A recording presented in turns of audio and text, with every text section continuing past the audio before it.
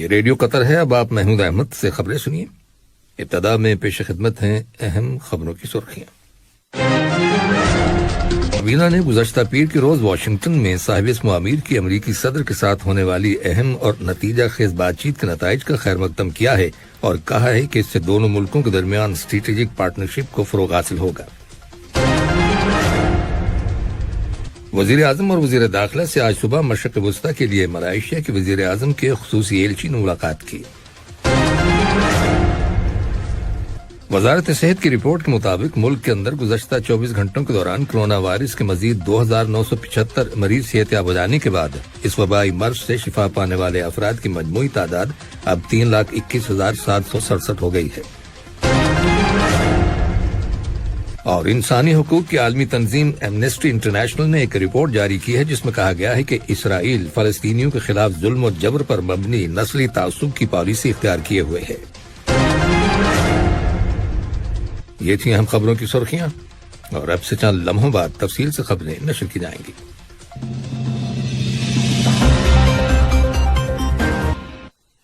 لیجیے اب آپ تفصیل سے خبریں سنیے. آج صبح دیوان امیری میں وزیر اعظم اور وزیر داخلہ شیخ خالد بن خلیفہ بن عبدالعزیز آل ثانی کی صدارت میں کابینہ کا باقاعدہ اجلاس منعقد ہوا.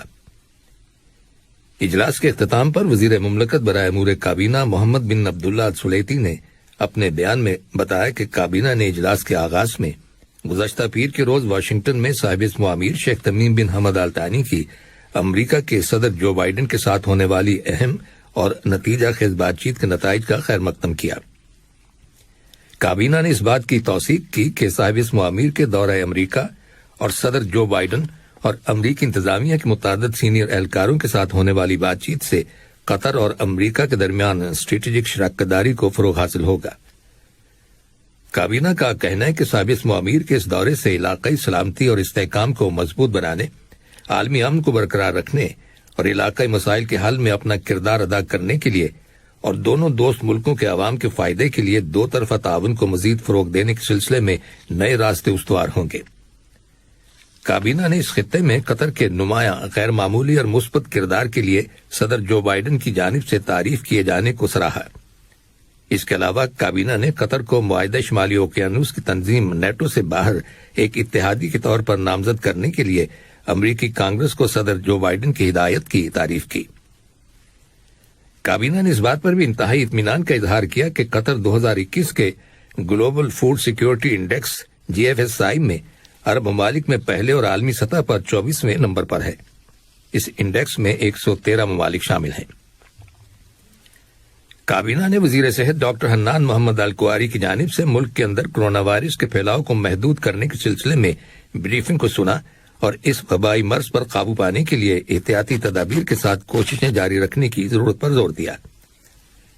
کابینہ نے قطر اور یوروگوائے کے درمیان تعلیم کے شعبے میں تعاون کے مفاہمت کی ایک یادداشت MOU کی بھی توثیق کی. اس کے بعد کابینہ نے آج کے اجلاس کے ایجنڈے میں شامل دیگر مختلف موضوعات پر بحث مکمل کی اور ان کے بارے میں مناسب فیصلے صادر کیے.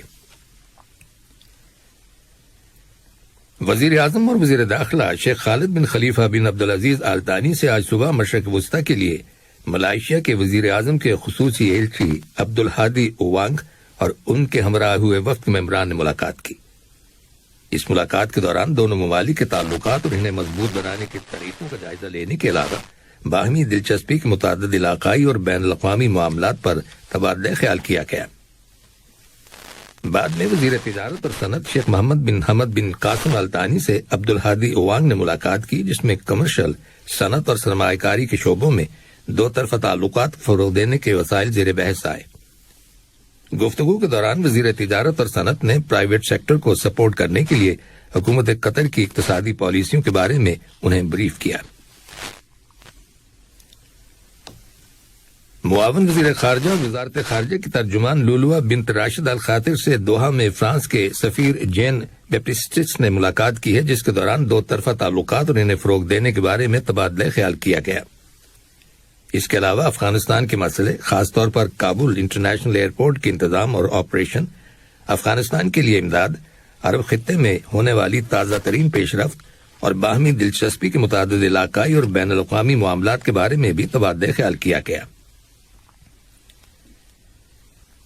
وزیر خارجہ کے خصوصی ایلچی برائے انسداد دہشت گردی اور تنازعات میں ثالثی ڈاکٹر مطلق بن ماجد القحطانی سے ایران کے خصوصی ایلچی برائے افغانستان حسن کاظمی نے ملاقات کی ہے، جو اس وقت قطر کے دورے پر ہیں۔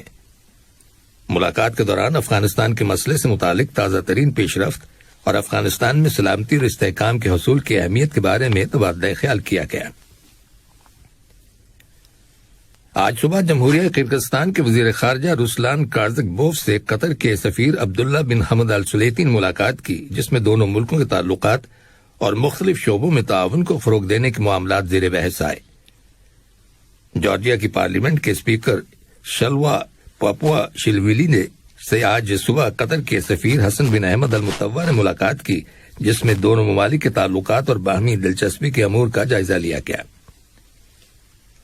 ادھر جمہوریہ مونٹینیگرو کے وزیر اعظم کیری ووکا پک سے قطر کے سفیر فارس بن رومی النوئمی نے ملاقات کی ہے، جس میں دونوں ملکوں کے تعلقات اور انہیں فروغ دینے کے وسائل کے بارے میں غور و خوض کیا گیا۔ قطر کی منصوبہ بندی اور شماریات اتھارٹی نے اپنے قطر ماہانہ شماریات کے بلیٹن کا 96واں شمارہ جاری کیا ہے، جس کے مطابق گزشتہ سال دسمبر میں قطر کی بندرگاہوں پر آنے والے بحری جہازوں کی تعداد بڑھ کر 396 ہو گئی ہے۔ اس طرح سے قطر کی بندرگاہوں پر لنگر انداز ہونے والے بحری جہازوں کی تعداد میں ماہانہ 8.5% اور سالانہ 0.3% اضافہ ہوا ہے۔ یہ خبریں ریڈیو قطر سے نشر کی جا رہی ہیں۔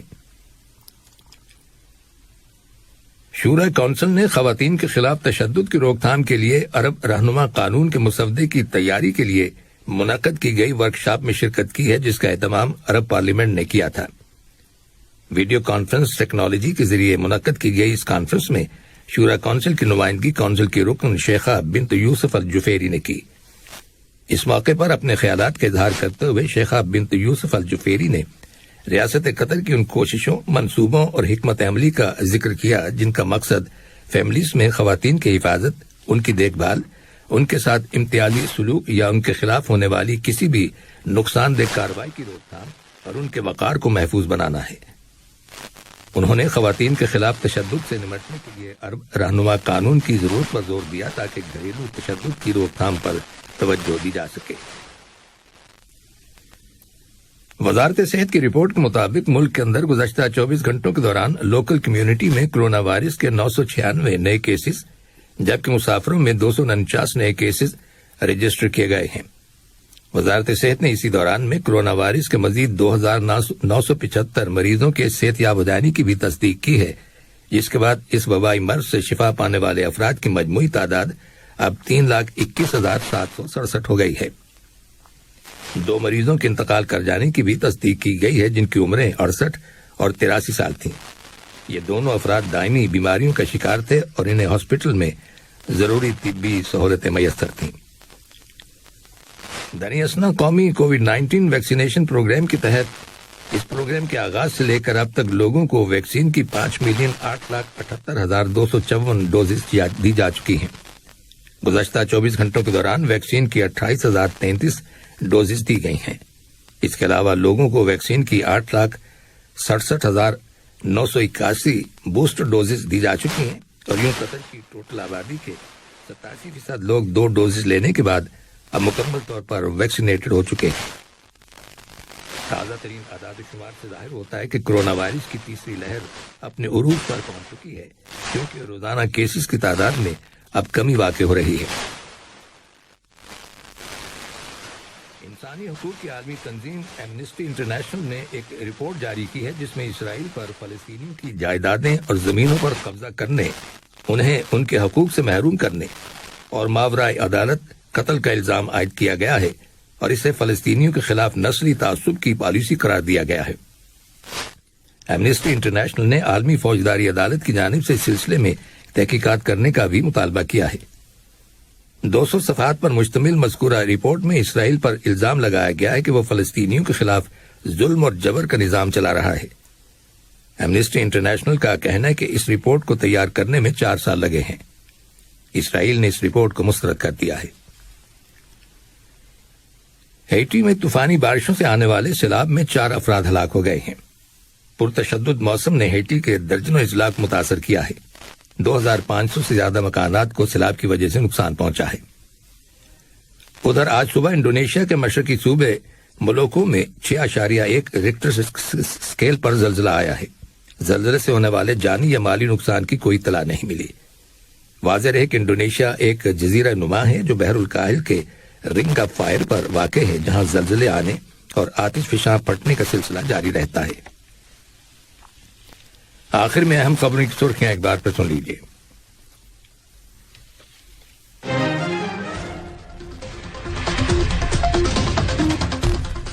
کابینہ نے گزشتہ پیر کے روز واشنگٹن میں صاحب اسم امیر کی امریکی صدر کے ساتھ ہونے والی اہم اور نتیجہ خیز بات چیت کے نتائج کا خیر مقدم کیا ہے اور کہا ہے کہ اس سے دونوں ملکوں کے درمیان اسٹریٹجک پارٹنرشپ کو فروغ حاصل ہوگا۔ وزیر اعظم اور وزیر داخلہ سے آج صبح مشرق وسطی کے لیے ملائیشیا کے وزیر اعظم کے خصوصی ایلچی نے ملاقات کی۔ وزارت صحت کی رپورٹ کے مطابق ملک کے اندر گزشتہ 24 گھنٹوں کے دوران کرونا وائرس کے مزید 2975 مریض صحت یاب جانے کے بعد اس وبائی مرض سے شفا پانے والے افراد کی مجموعی تعداد اب 3,21,767 ہو گئی ہے۔ اور انسانی حقوق کی عالمی تنظیم ایمنسٹی انٹرنیشنل نے ایک رپورٹ جاری کی ہے جس میں کہا گیا ہے کہ اسرائیل فلسطینیوں کے خلاف ظلم و جبر پر مبنی نسلی تعصب کی پالیسی اختیار کیے ہوئے ہے۔ ریڈیو قطر سے خبروں کا آج کا دوسرا بلیٹن ختم ہوا۔